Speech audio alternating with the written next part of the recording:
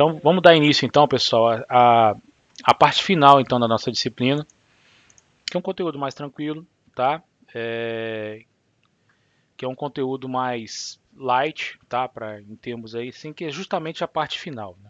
Se a gente for fazer uma retrospectiva aí do semestre, a gente começou lá no início conversando sobre ciclo de vida de softwares.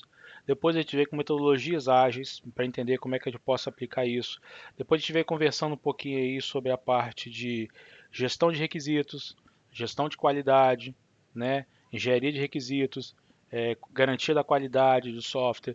Depois a gente veio conversando sobre testes de software, projetos e análise de sistemas de software. É, e agora a gente chega, projeto análise de sistema de software, teste de software, agora a gente chega em implantação e manutenção do sistema, que seria o outro lado dessa régua aí, que digamos que é a engenharia de um software, que é a construção de um software ou de um sistema. Tá? A implantação é a última etapa do processo. Que é a implantação de um software? É a instalação dos sistemas em ambientes de produção. Ou seja, normalmente a gente tem três ambientes, né? Um ambiente de QA, um ambiente de dev e um ambiente de produção. O ambiente de dev é onde vocês vão trabalhar, desenvolvendo, testando, fazendo seus testes unitários, colocando seus códigos, etc.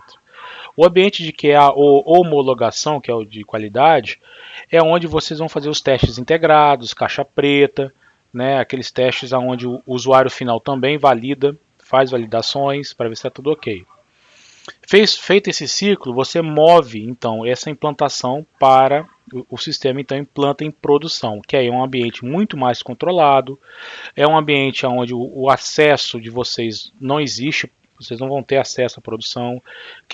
Quem normalmente em grandes empresas, quem controla a produção é uma outra equipe, onde você faz a entrega e a passagem de implantação para essa equipe, faz o que nós chamamos de change, requisição de mudança. E aí, quando o ambiente de produção é um sistema muito complexo, não é simplesmente ir lá e mudar o sistema, isso vai ter que ser feito dentro de uma janela de controle, vai ter que ser feita uma análise de impacto. Então, assim, não é tão simples assim fazer um release. O V0, que é a implantação, às vezes é mais fácil, mas os próximos releases, principalmente quando você está trabalhando com metodologias ágeis, com entregas quinzenais, mensais, isso tudo tem que estar muito bem documentado, existe toda uma governança sobre isso, um ITIL, COBIT, que são instrumentações de governanças aí em cima desses caras, que vocês vão ver em outras disciplinas também, para poder manter esse ambiente de produção íntegro, né? Então, por isso que a implantação e produção em grandes empresas, de grandes sistemas, é um evento, tá, gente? É um evento que envolve, às vezes, muitas pessoas, que envolvem pessoas de skills diferentes, pessoal de infra, pessoal de security, o pessoal de sistemas, DBAs de bancos de dados. Então, se envolve uma galera, agora o pessoal de administração de nuvens, administradores de servidores. Então, acaba sendo assim, um time grande, tá? Como isso também às vezes começou a ficar muito complexo com os anos, hoje em dia as empresas estão indo muito para o end-to-end. O que é isso? Eu começo e eu implanto. Eu começo e eu implanto. Porque às vezes você vai passando a bola. Está em um ambiente de dev, beleza, eu tenho controle total. Vai para o ambiente de QA, de homologação, aí eu tenho que abrir um chamado para uma outra empresa, para uma outra equipe, colocar esse release no ambiente de homologação. Fiz os testes, abre chamado para uma outra empresa, para uma outra equipe, foi lá e acaba que é igual telefone sem fio, né? Quando você vai pulando de um para outro, a probabilidade de se perder algo e eu não conseguir passar totalmente a informação que é ser feita para outra é muito grande, tá? Então as empresas hoje, a Vale mesmo está indo muito forte por esse modelo, é um end-to-end. Eu tenho uma equipe de sustain, que é a equipe que mantém toda a parte de a infraestrutura, sustenta tudo isso, e a mesma equipe que desenvolve e implanta. Tá? Você já sabe como é que o sistema funciona, você já sabe quais são o que você precisa, então você começa a ter mais controle sobre esse conceito. Tá?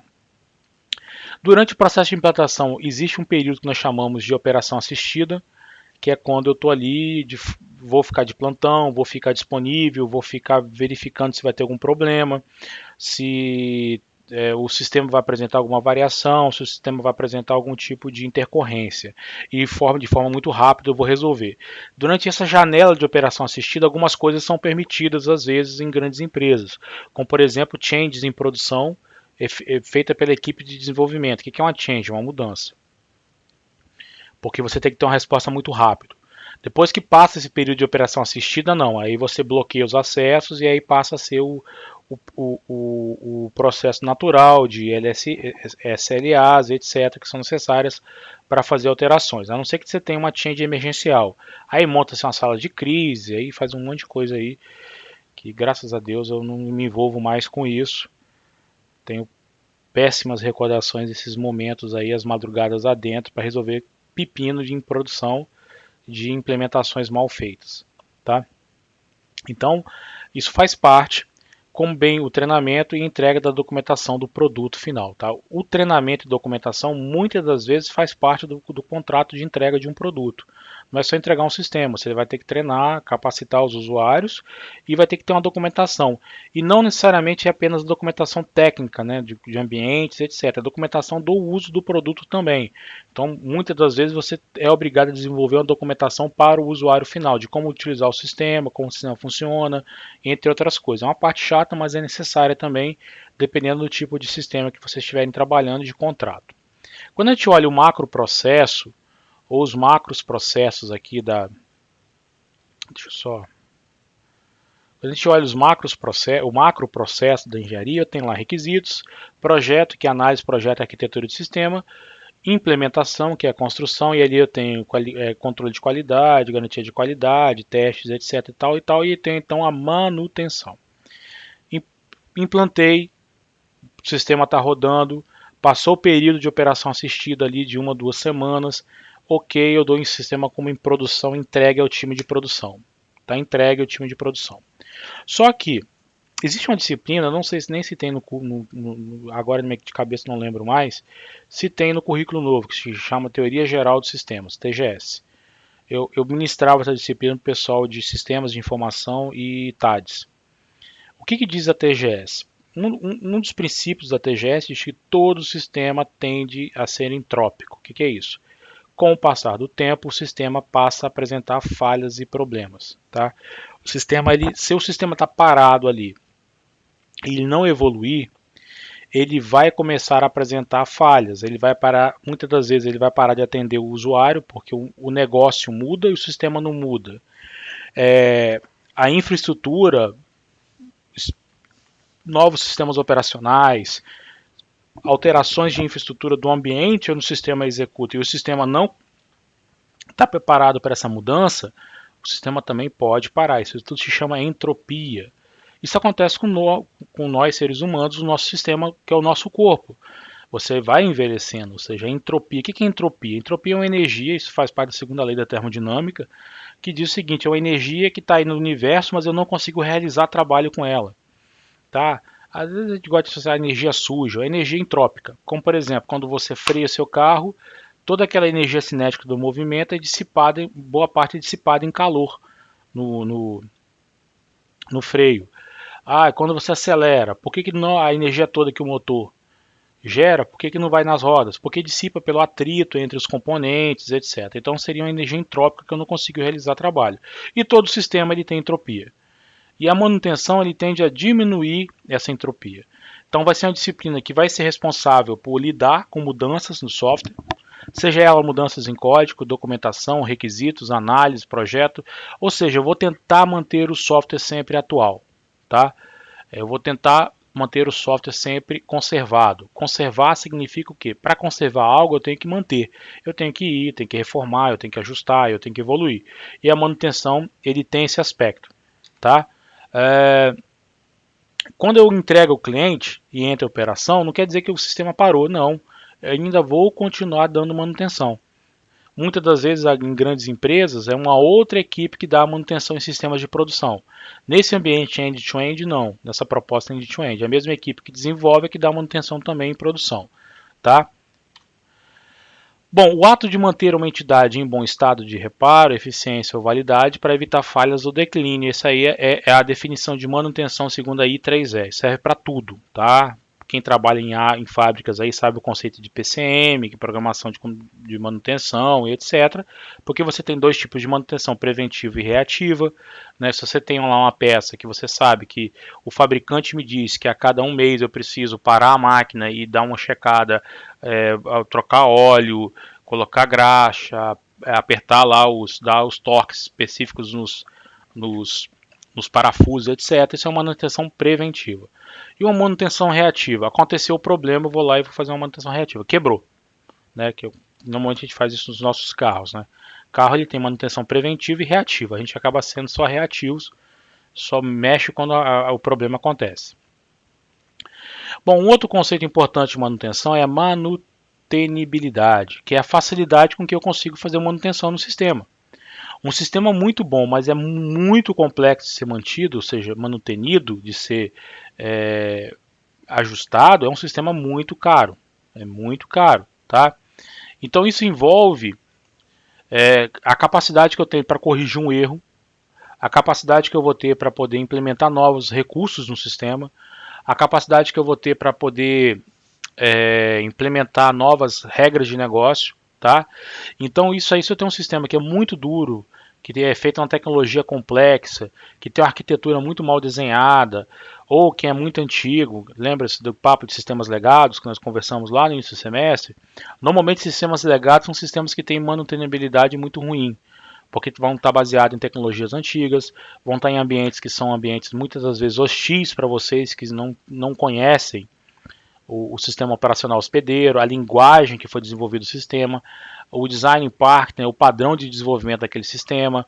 De repente não é um sistema orientado a objeto, é um sistema procedural, trabalhando com bancos mais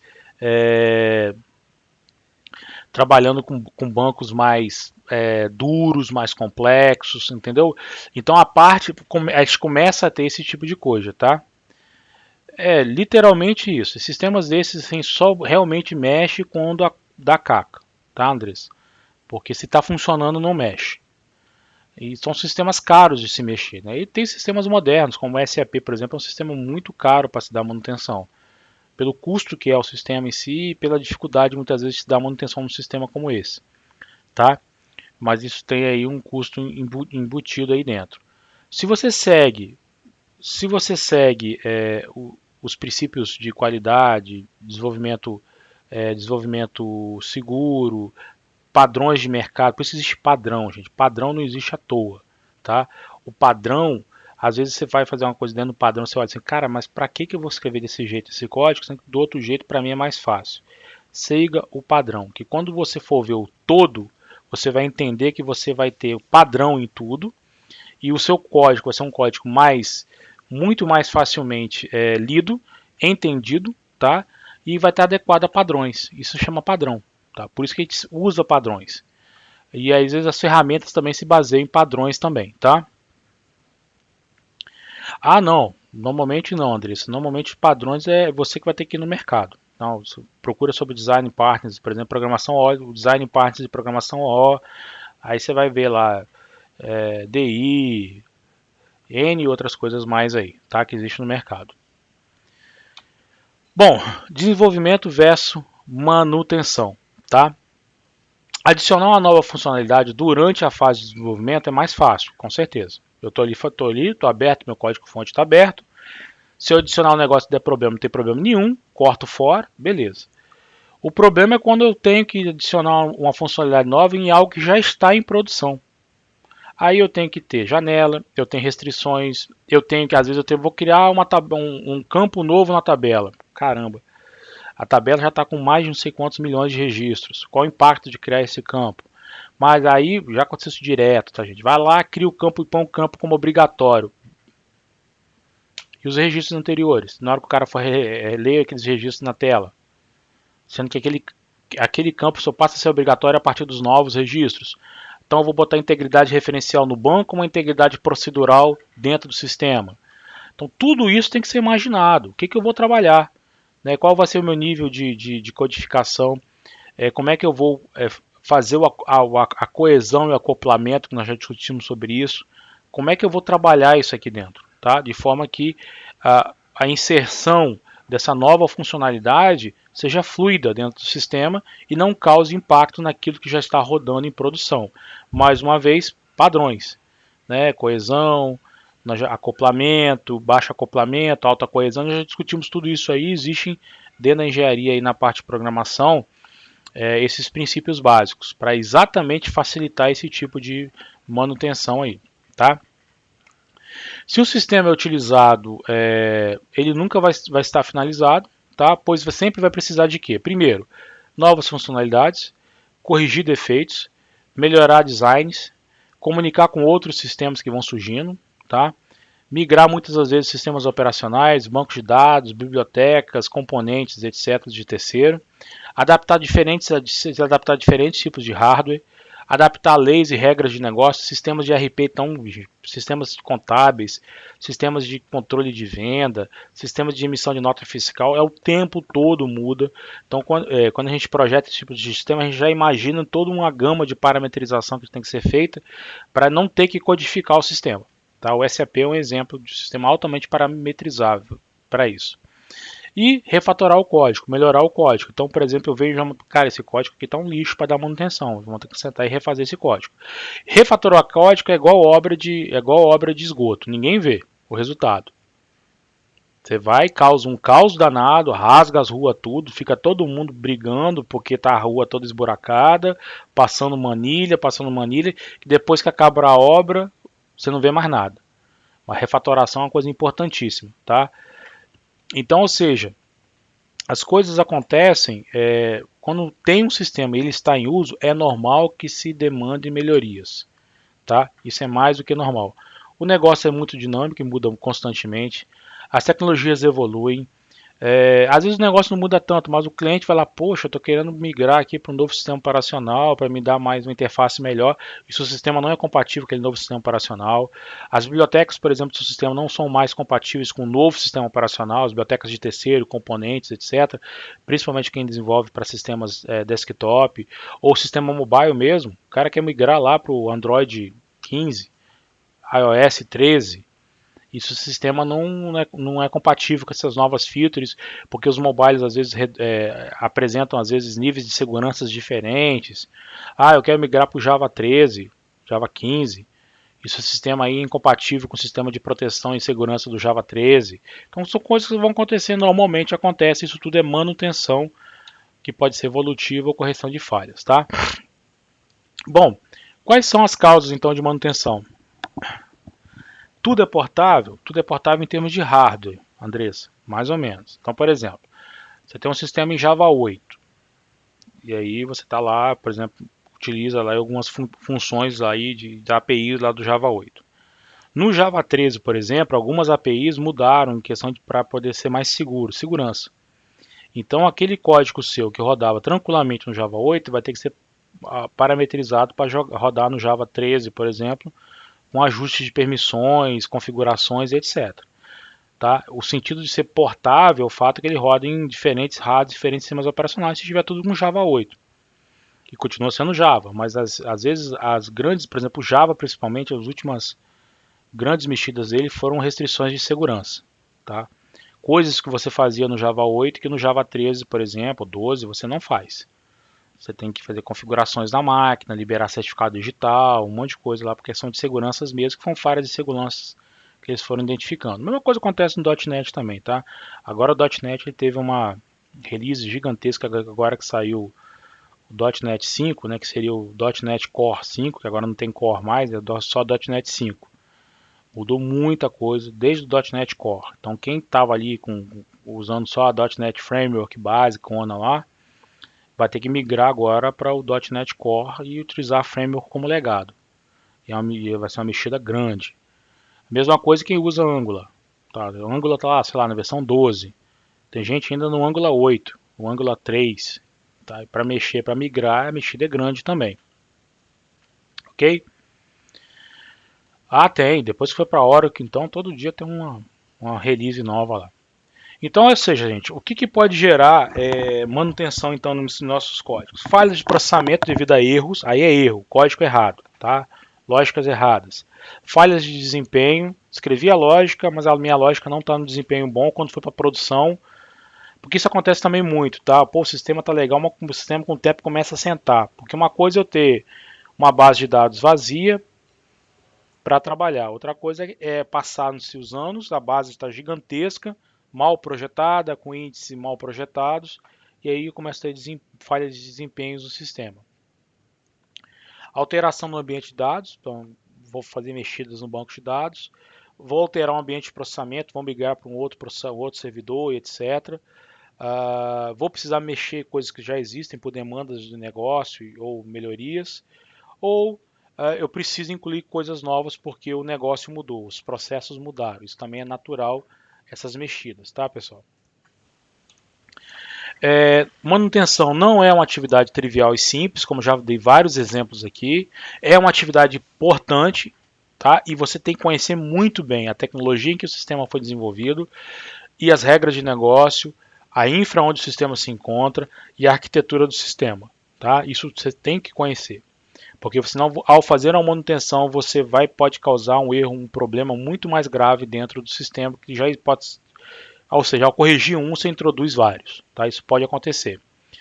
Então, o cara que for dar manutenção ou mantenedor de um sistema, ele tem que conhecer o sistema, conhecer os requisitos do sistema, ter domínio da aplicação como um todo, a organização interna do sistema, arquitetural, etc., as práticas de engenharias que foram utilizadas, tanto as passadas quanto as atuais, e a arquitetura, linguagem, algoritmo, tudo isso, porque senão, se o cara não conhece, não consegue manter. Então, eu sou novato, estou assumindo um sistema para dar manutenção. A primeira coisa que você tem que entender é conhecer o sistema. Entender o que o sistema faz, entender a tecnologia que o sistema. Eu sou um excelente programador Java, o sistema é em Java. Isso não quer dizer nada. Você vai romper uma etapa que é a linguagem Java. Você tem que conhecer o sistema, conhecer os processos envolvidos no sistema, as interfaces do sistema, a arquitetura do sistema, para você poder dar uma manutenção no sistema. O processo de manutenção é semelhante, mas não é igual ao processo de desenvolvimento, como já falamos também. Envolve atividade de levantamento de requisitos também, análise, projeto, implementação, tudo isso também. Tudo isso tem. Tá? É Agile, posso aplicar Agile também na manutenção? Posso, tanto que manutenção, correções e solicitações de filtros vai para o backlog, como já discutimos. Então, está dentro também da metodologia ágil, tá? Dependendo do tipo de manutenção, eu posso ter as semelhanças maiores ou menor. A manutenção ela pode ser corretiva, ela pode ser preventiva, e nesse caso eu posso ter uma correção corretiva ou preventiva, ou seja, atuo antes do problema, preventiva, atuo depois do problema, corretiva, tá? Ou então eu posso ter uma melhoria. O novato é si mesmo, Eric. Haja uma melhoria, principalmente se for estagiário. Vamos fazer uma melhoria. Ela pode ser uma melhoria adaptativa, vou adaptar ao sistema alguma coisa, ou então perfectiva, vou melhorar o sistema. Tá? Melhorar um algoritmo, melhorar uma tela, melhorar um processo, melhorar uma integração, isso é melhoria. Tá? Então, como eu falei, a corretiva é quando ocorrem problemas. Ocorreu o problema, eu tenho que ir lá fazer um levantamento, ver qual o motivo da falha, entender qual o motivo da falha e corrigir. Tá? Adaptativa, alguma coisa mudou no ambiente. Tá? Tá? Não posso aí, alguma coisa mudou no ambiente, eu tenho que mexer alguma coisa, tá? Por exemplo, migrou, tenho que migrar para o Java mais novo, tenho que migrar para o Angular mais novo, vem um requisito do time de Cybersecurity que eu tenho que instalar um patch no Windows, que esse patch, por exemplo, vai bloquear uma porta de comunicação nativa que o meu sistema utiliza. Eu tenho que adaptar meu sistema. Vou aplicar um patch no banco de dados, esse patch de segurança no banco de dados, por exemplo, vai desabilitar um recurso específico que eu utilizo. Pode acontecer. Então você tem que fazer também essa adaptação no sistema, tá? Perfectiva, como eu falei, são mudanças que eu vou melhorar o sistema. Tá? O sistema não tem problema, mas eu quero melhorar a interface, eu quero melhorar a performance, eu quero melhorar o sistema, então eu vou fazer algum tipo de mudança. Tá? E preventivo é quando eu sei que alguma coisa pode acontecer e vou agir antes do erro acontecer. Tá? Então eu sei que vai ter uma migração, eu sei que vai ter uma mudança, e aí eu vou começar a mexer nisso, já tá? Não, nunca fiz não, nenhuma vez. Nunca. Sempre tinha um estagiário para pôr a culpa. Sempre. Nunca fiz nada não.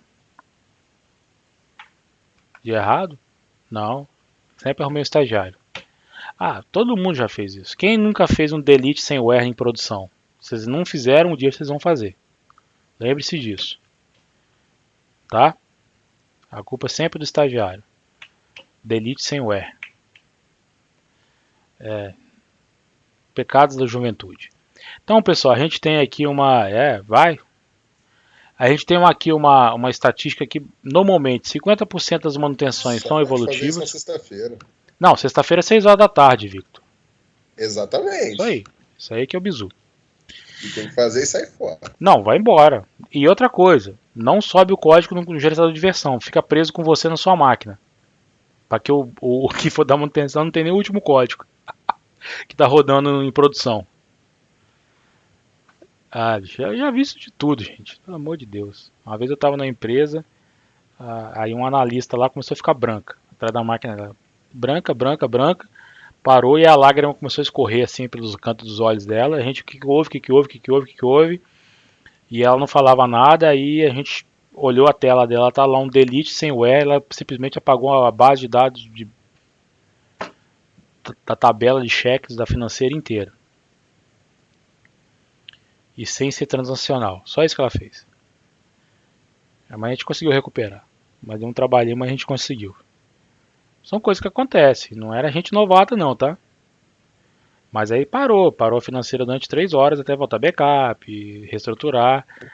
O coração vai na boca depois de um Vai, desse, não, né, vai. professor? E naquela época ainda, galera, é uma época ainda que tinha digitação de cheques. Vocês não sabem nem o que é isso. Que quando você recebia o cheque, você tinha um pessoal de madrugada que digitava os cheques para imputar no sistema. Hoje é tudo digital, né? Nem existe cheque mais, né?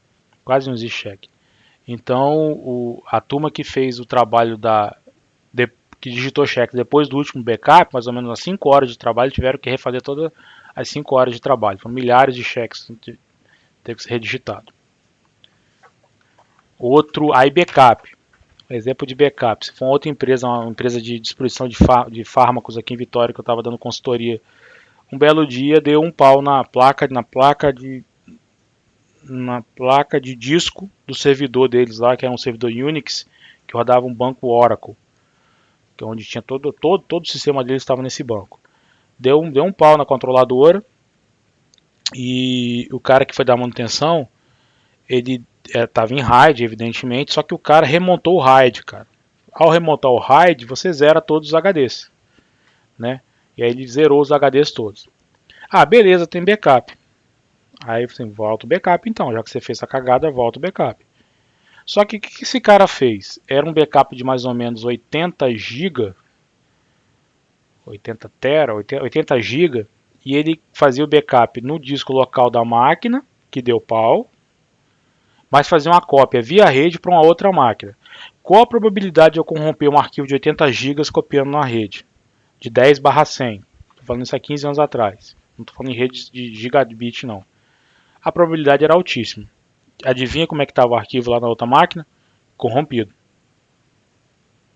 Então, ou seja, eles conseguiram restaurar um backup de 30 dias atrás, que era o último arquivo não corrompido que tinha na máquina, e tiveram que contratar uma empresa de digitação de notas fiscais para digitar um volume de 10 mil notas fiscais. Lógico que esse cara foi mandado embora, né? Aí, detalhe, o que tinha na máquina? Uma operadora de fita DAT para backup automatizado. Por que ele não fez backup na fita DAT, que ficava na máquina, para fazer backup? Porque ele não conseguia configurar e não quis perguntar para as pessoas como é que configurava. Então, assim, é um problema. Tá? É um problema sério isso. Isso acontece. E a empresa teve que contratar uma outra empresa para corrigir o problema. Bom, 25% é adaptativa, 21% é corretiva e 4% é preventiva. Tá? Então, pessoal, ao modificar o código devido de uma nova biblioteca, por exemplo, eu posso introduzir um problema. Então, eu vou lá, faço um teste, tá? E depois eu faço a alteração, adaptando uma nova biblioteca, e aí eu gero um problema que eu vou ter que fazer uma manutenção corretiva. Normal isso acontecer, tá?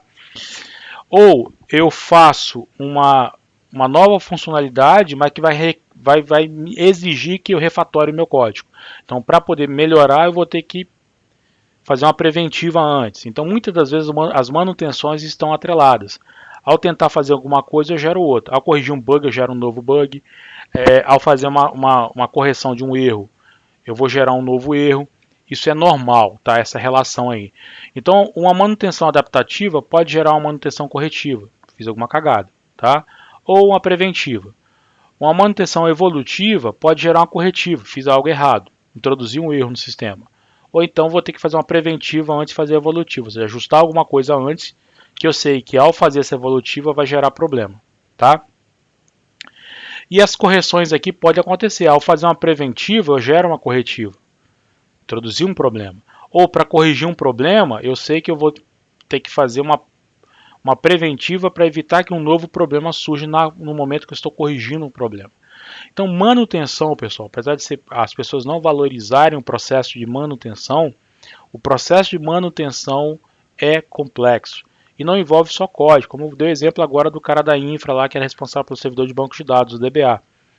Ele tinha que ter conhecimentos avançados do sistema operacional que ele estava trabalhando, que é o Unix. Ele tinha que ter conhecimentos avançados do banco de dados que ele trabalhava, que era o Oracle.